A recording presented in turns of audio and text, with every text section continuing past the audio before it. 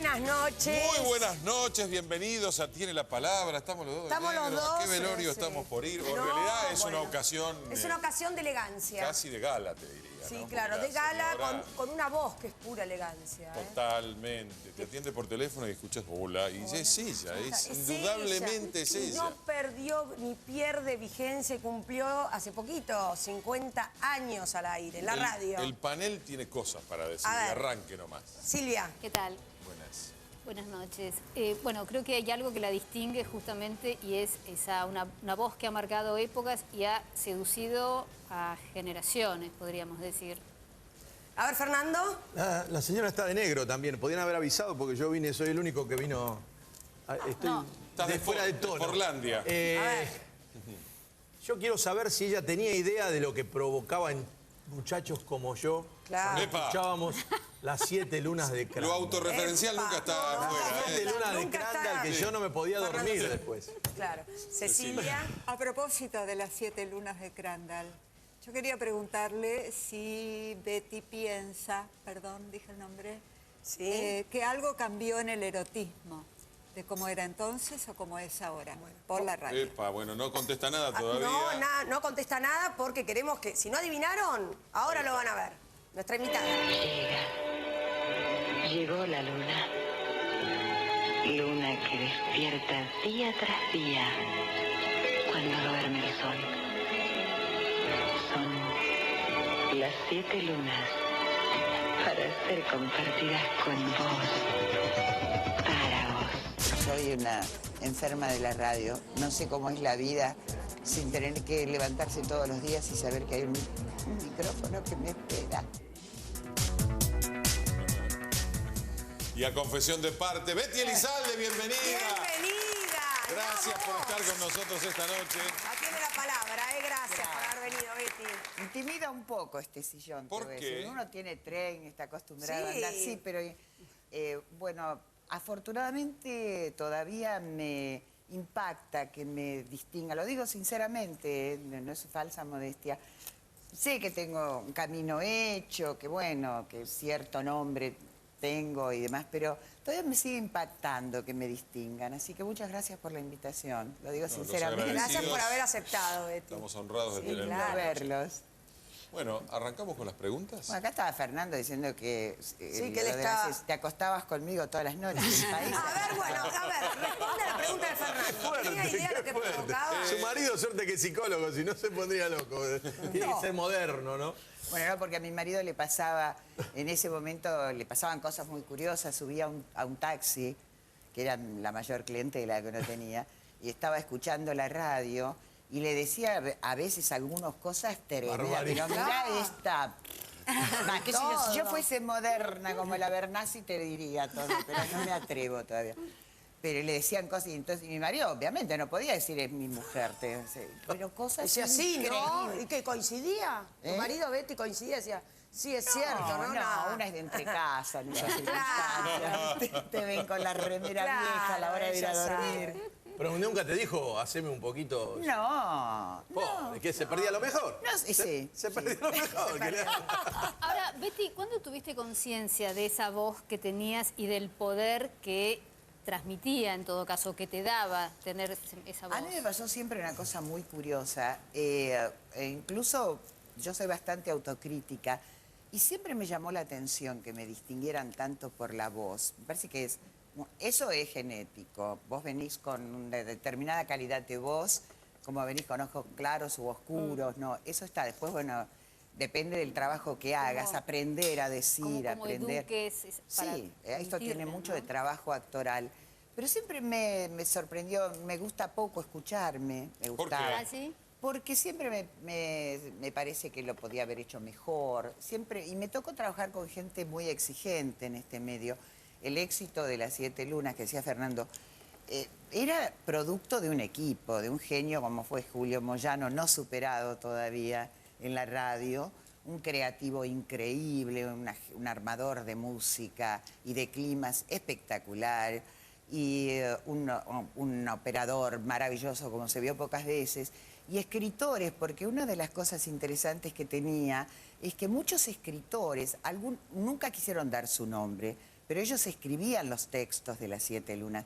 Sí hablo de Gudiño Kiefer porque lo hizo público, entre otros que escribían los textos. O sea que tenían contenido. Era Y a una mí me época daban de todo el radio. material y yo improvisaba. Era una época de radio en que había textos. Porque Había ahora textos. Es pura improvisación. No, era todo muy armado. El Muy cuidado del guionado. aire, vos sabés, Sí. todos tenemos más o menos experiencia de radio. La puesta en el aire era algo fundamental, que hoy eso desapareció, Sí. ¿no? Hoy está marcado un bueno, no No, sé qué. no, así, no, entretener un es tiempo. otra Betty, cosa. pero en algún momento vos dijiste que alguien te dijo que ese estilo tuyo de voz provocó que te echaran, que alguna vez alguien te dijo, no vas a llegar a ningún lado con esa voz de nena. Sí, Pero qué eso sí. visionario el tipo, ¿no? Claro. Bueno, yo fui visionaria, después si tengo tiempo les cuento con Sandro, pero sí, cuando estaba en Radio Belgrano, que recién empezaba, había un jefe de operadores que era malísimo y me dijo, usted váyase con esa voz de nena que tiene, quédese en su casa, lavar los platos, escuche, acá está Lidia Durán, Isabel Marconi, las grandes voces de la Rina Morán, Beba Viñola, ¿usted qué hace con esa vocecita? ¿Es cierto que lo rajaste al Sandro de la radio cuando hacías una suplencia? Ah, lo de Sandro es muy pintoresco porque... Se me cae una ídola, ¿eh? ¿Qué lo te Sandro? No, escuchá esto. Después me vas a amar. No, escuchemos, a ver. tuve conflictos con otros, pero con Sandro... Yo estaba haciendo prácticas en la radio con Julio Jorge Nelson, el viudo de Gardel, ¿se acuerdan? Sí, Algunos claro. pues los memoriosos y estudiosos de la radio, en la prehistoria. Y hacía prácticas en Radio Colonia. Qué trucha, como siempre. Radio Colonia no salía de Uruguay, salía de un sótano en la calle Corrientes. Y pensemos en la década de los 60, 68, 69, por ahí. A ver, espérate. En los 60. Ahí la compró García. ¿No Ahí era? la había comprado García. No. ¿Todavía no? ¿Antes? No, antes, bueno. Y Julio Jorge Nelson hacía su programa y me dejaba hacer prácticas de locución. Yo tenía 18 años y un día bajo las escaleritas, estaba a oscuras el pasillo ese, y me encuentro un tipo vestido todo de negro, con los pelos todos parados. Yo cuento esto hoy y dice, ¿y qué tiene con las cosas que hoy vemos? No existían los punk, no se sabía del movimiento Sí. punk. Apareció unos añitos después acá. Me pegué un julepe cuando lo vi recostado, así tirado contra una pared y me dice, che, negra, me da un simple, ¿no? Un disquito. Pasame el disquito. Y yo entro al estudio aterrada y le digo a Julio Jorge Nelson, hay un piantado ahí afuera, está loco, pobre chico está loco. Y me dejó un disco, yo sola no salgo porque ese chico es de terror. Y el disco lo tiré. Pasaron los años, yo nunca recordé eso. Y un día lo voy a visitar a Palito Ortega, ellos tenían las oficinas en un hotel, el primer piso estaba Palito, arriba estaba Sandro, voy a tomar un café por ahí con un Palito. Y aparece Sandro y me dice, che, vos no te acordás de la historia. Bueno, me contó esto, me dice, ese loquito era yo. En la vereda era yo. Era yo. Qué visionaria que sos, vos tenés que dirigir una grabadora musical, dice. La verdad que terminé siendo muy amiga con Oscar Anderli, con él, lo llevo en el corazón. ¿Vos te recibiste en el ISER a los 18? Sí, terminé 18, estaba ¿Pero por a qué cumplir. edad entraste entonces? Porque... Terminé 17 años, eran 2 años por eran entonces. 2 en años. Era ISER. menos. Ahora, ahí, hablando de visionarios, la que tuvo una visión fue la tía Aide, ¿no? Porque me parece que con tu mamá, cuando comentaste la idea de entrar a trabajar en la radio, dijo una frase tremenda, No. ¿no? No quiero putas en esta casa. Sí. O sea, Sí, tal cual. Bueno, ese era el tiempo en que realmente el ambiente artístico... Estaba muy mal visto. Totalmente. y Ahora eso- son una monadita, ¿eh? No, ahora son se una mueren. Yo vivo, mirá, vivo a una cuadra... Una maravilla. Sí, a una cuadra de Ideas del Sur. No tengo a todas las madres con sus hijos e hijas llevando a veces a hacer casting. Me voy a tomar café a la esquina y me da mucha tristeza a veces lo que hacen pero, con los hijos. vos- La desesperación por ubicarlos en este medio. Esta Bueno, cosa de Vos ser cuando famoso. eras adolescente a tu hija le llevabas cada cosa porque quisiste ser paracaidista, trabajar en un circo. Trapecista. trapecista todo de- eso... Inquieta fue, no podemos negarlo, ¿no? Porque lo que pasa es que son los Es. escapes que uno busca. Yo vivía, siempre digo, en una casa que era como una especie de la casa de la Inquisición. Mi casa era muy rigurosa, muy religiosa, llena de curas que venían a bendecir la casa, mi abuela que rezaba el rosario todas las tardes. Y yo era como la perversa de la familia con estas ideas. Claro, porque primero fui a un circo, sigo amando los circos, y dije, yo quiero ser trapecista. Y yo volví a esa casa de la Inquisición diciendo que me tenía que dar la autorización porque era menor de edad. Claro. No quiero contarte lo que pasó. Otro día... Pero tu papá te hizo un trapecio. Sí, mi padre era un tipo muy sensible, muy rígido, pero tenía mucha sensibilidad. Puteó como loco, porque cómo venía con semejante idea yo de ser trapecista, pero me hizo un trapecio en Hurlingham, donde vivíamos, así que viví cabeza abajo mucho tiempo. Pero después se me ocurrió, quise ser paracaidista, también me sacaron, siempre en el aire. ¿De dónde salía lo del paracaidismo? Yo no sé, se me ocurrían esas cosas. Pero lo peor fue... Y lo de la bicicleta, perdóname, porque eso que contabas de la bicicleta, ¿cómo es que hace... No sos una niña. No. Ya en esa época andaban, yo nunca escuché que jugaran las mujeres en bicicleta al polo. Ah, Lo ¿no escuché sabías? ahora, pero no sabía que en aquella época No, ya si estaban. jugábamos al polo en bicicleta. ¿Dónde, Betty? En Hurlingham, en la Ajá. placita, una placita creo que se llamaba Roca, Plaza Julio Roca. Y yo siempre tuve mucha habilidad con el deporte. Cualquier deporte que yo quiera hacer, tengo habilidad natural para hacerlo. Así que era súper campeona, pero no tenía bicicleta. Pero En ¿cómo mi casa eras no me la tan podían canchera en la comprar. bicicleta si no tenías bicicleta? ¿Cómo? Claro, yo el ser buena jugadora me servía porque cuando llegaba el momento del partido se ponía complicado, Conseguía alguna salía y bicicleta. me daba la Se bicicleta para aseguraban emparejar los el tantos. tanto. Era muy canchera. Pero la bicicleta tiene toda una historia porque yo viví siempre queriendo tener una bicicleta y mis padres no me la podían comprar. Entonces yo encontré la forma de encontrar a alguien que me diera la bicicleta, que era la Fundación Eva Perón. Y yo le escribía cartas terribles a la Fundación Evita.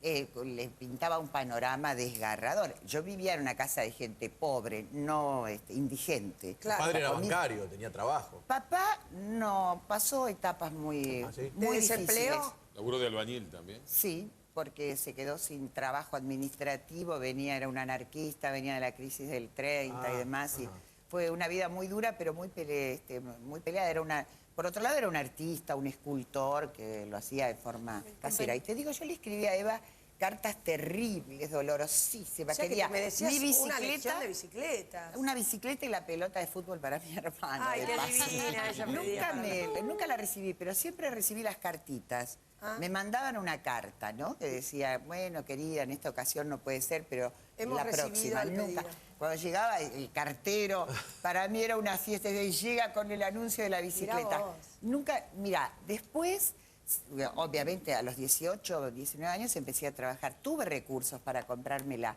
Pero para mí la bicicleta tenía que ser algo sorpresa. Yo me tenía que levantar un día y encontrar, un poco infantil mi pensamiento. Bueno, pero no, lo que uno Era esperó la siempre infancia, que Betty. sentía.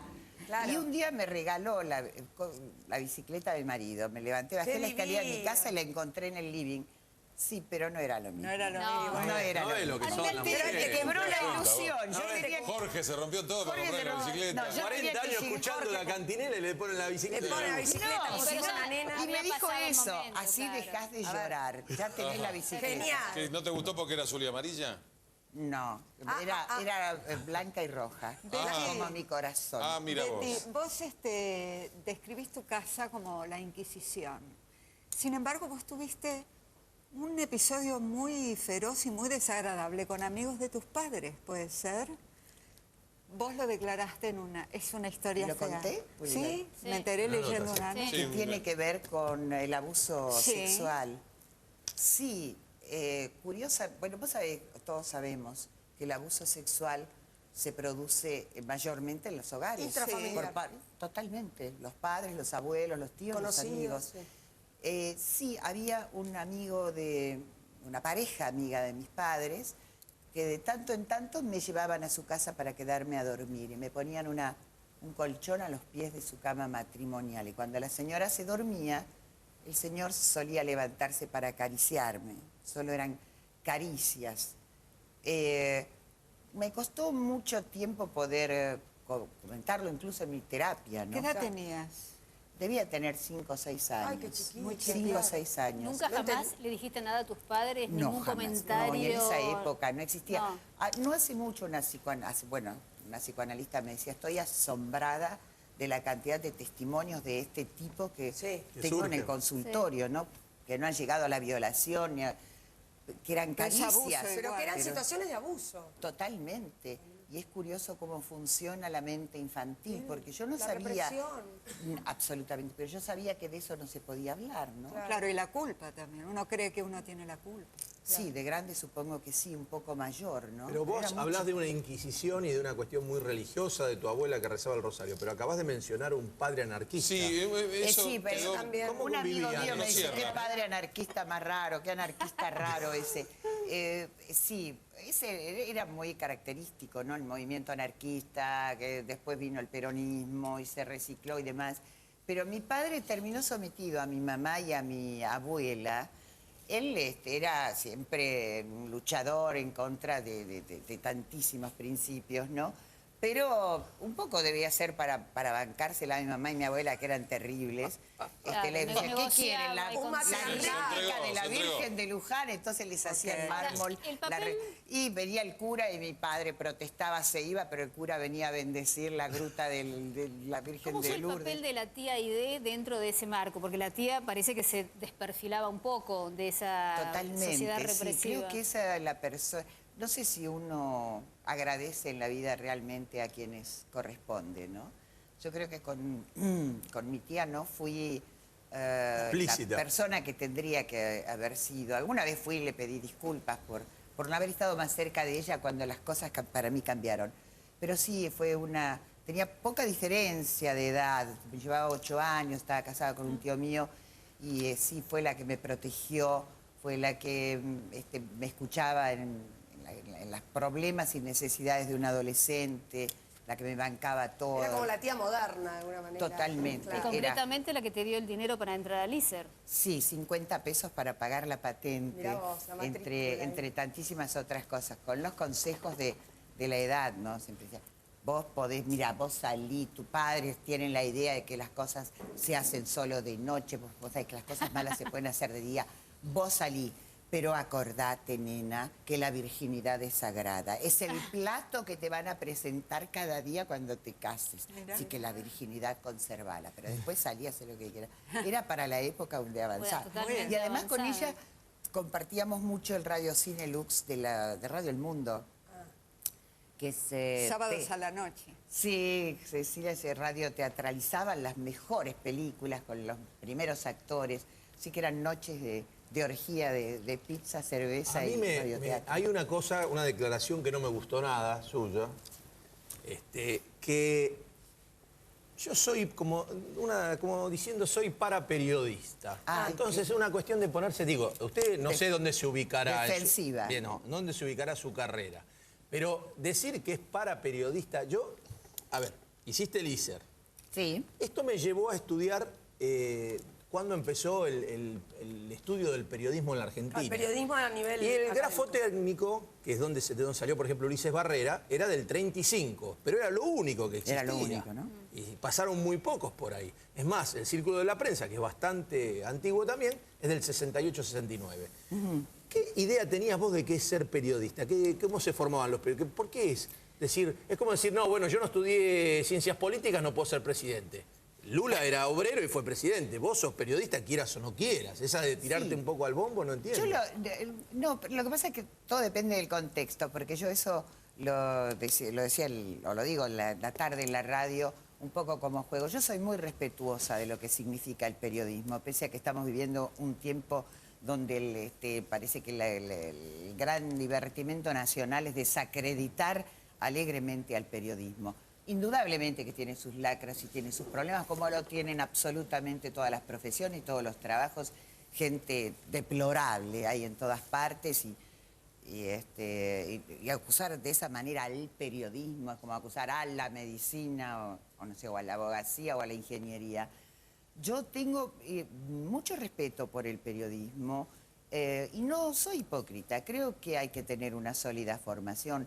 me ha tocado trabajar con periodistas muy, muy importantes en este país. Y además yo no empecé esto para ser periodista. Esto es algo de la radio moderna. Claro. Cuando yo empecé, el valor era el entretenimiento en la radio. Uno se preparaba para decir de la mejor manera posible, de ser el mejor profesional de la locución. Para interpelar de otra manera a la audiencia, ¿no? Sí, pero nosotros nos fuimos formando con el trabajo. A medida que fueron cambiando las necesidades, te viste obligada a hacer reportajes. O sea, la escuela fue el propio micrófono. Sí, fue tanto que el primer reportaje que me tocó hacer fue a Astor Piazzolla. Yo también. Ah, bueno, pero qué debut. La noche del 69, cuando fue el escándalo de Balada para un Loco. Sí. Yo hacía un programa con el amor de mi vida, que es Marcos Munstock. Y estábamos los dos haciendo un programa en la trasnoche, El Sillón y la Copa. Entonces yo le decía a Marcos que me daba un trabajo terrible, porque Marcos... yo iba a la casa de él a preparar las notas, porque él no quería venir a mi casa, no le gustaba el audio que yo tenía, el aparato de audio le parecía pésimo. Yo me tenía que trasladar a su casa con los discos, en los long plays. Y ahí armaba, mientras él andaba con un tubo gigantesco de acero y una boquilla, un instrumento típico de Lelutier, soplando, y yo, Marcos, que viene en la noche, tenemos que hacer el programa, dale, déjate embromar. Se iba a la cocina, impostaba la voz. Era un personaje. Claro. desopilante. Y un día le digo, che, hoy se presentan Amelita y Astor, con la balada en el Luna Park. Y haceme el favor, dejá la boquilla ese aparato infernal y llamalo vos que sos amigos, vamos a hacerle un reportaje a ellos. Un sueño era, imagínate, pensar que iban a venir a la radio. Pues sí, conseguí que los llamara y vinieron esa noche. Pero yo nunca había estado frente a un micrófono, nunca había hecho un reportaje. Y yo le dije a Marcos, por favor, te pido que hoy no te quedes dormido. Iba a las 12:15 de la noche. ¿Me dejás con estos 3 monos? Yo no sé qué hacer acá. Claro.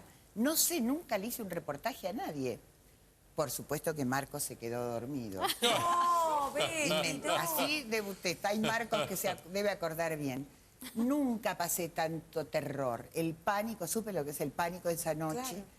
Pero bueno, llegaron los 3, terminaban del escándalo. Claro, encima era Luna una Park. situación Claro, complicada. había Todo Complicada. material Yo lo único maravilloso. que dije, buenas noches con nosotros, Amelita Baltar, Astor Piazzolla, porque Amelita y Astor se mataban. Se empezaron a pelear, a gritar, a discutir. Le hicieron el programa solo. No, yo no escuchaba nada. Yo lo que rogaba es que no se callaran. Claro. Si se callan, yo no sé qué preguntarle. Yo miraba a la puerta a ver cuando aparecía Marcos, que bueno, por suerte apareció. Bueno, así fue como empecé. ¿El tercero era Horacio Ferrer? ¿Cómo? El tercero. El tercero era Horacio Ferrer. Sí. Así fue como... era el tiempo en que empezaba el cambio en la radio y me fui metiendo en eso. Pero bueno, yo digo que soy más entretenedora y charleta de la radio. Cuando yo invito a alguien a mi programa, charlo, el reportaje, la cosa más técnica, yo no la manejo. Yo no podría hacer periodismo gráfico. Primero porque no me gusta mucho. Y segundo porque no es lo mío, realmente. Yo creo que la mejor definición es esta, de ser una entretenedora de la radio. ¿Qué es lo que intentamos? Para mí tiene muy pocas palabras, ustedes se dieron cuenta. Sí, sí, está practicando. Tengo que hacer el Vamos a corte. tratar de con un tirabuzón ahora sacarle un bloque a algo que diga. ¿Tenemos que hacer el corte? Sí, Betty Elizalde tiene la palabra. Ya la escucharon, no se vayan.